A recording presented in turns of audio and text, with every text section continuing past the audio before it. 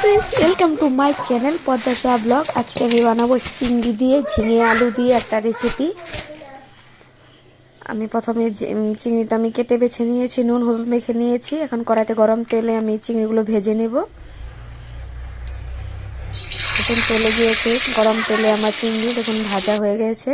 এখানে আমি half KG কচি ঝিঙা আমি নিয়ে নিয়েছি। ঝিঙেটাই হলো মেন। এখানে জিরা ফোড়ন দিয়ে দিয়েছি। আলুটা আমি দিয়ে দিব। আলুটা প্রথমে সিদ্ধ করে নিয়ে নিয়েছিলাম। এখন কোচানো পেঁয়াজটা আমি দিয়ে দিচ্ছি।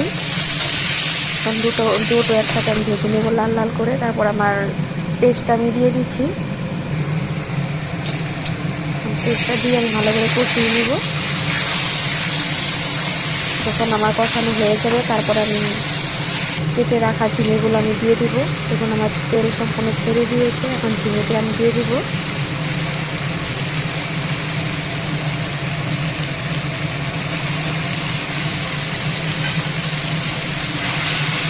ঝিঙেটা আমি দিয়ে দিয়েছি।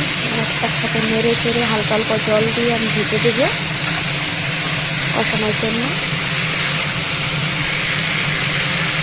এই রেসিপিটা খুবই ভালো হয়েছিল আমার কাছে খেতে। আপনারা ঘরে বানিয়ে খাবেন। ঝিঙে আলু দিয়ে চিংড়ি। এখন আমি জল দিয়ে দেব। দেখুন ঝোলের আমার ফাইনাল লুক কি সুন্দর হয়েছে। খেতেও দারুণ হয়েছিল। আপনারাও ঘরে অবশ্যই বানিয়ে খাবেন।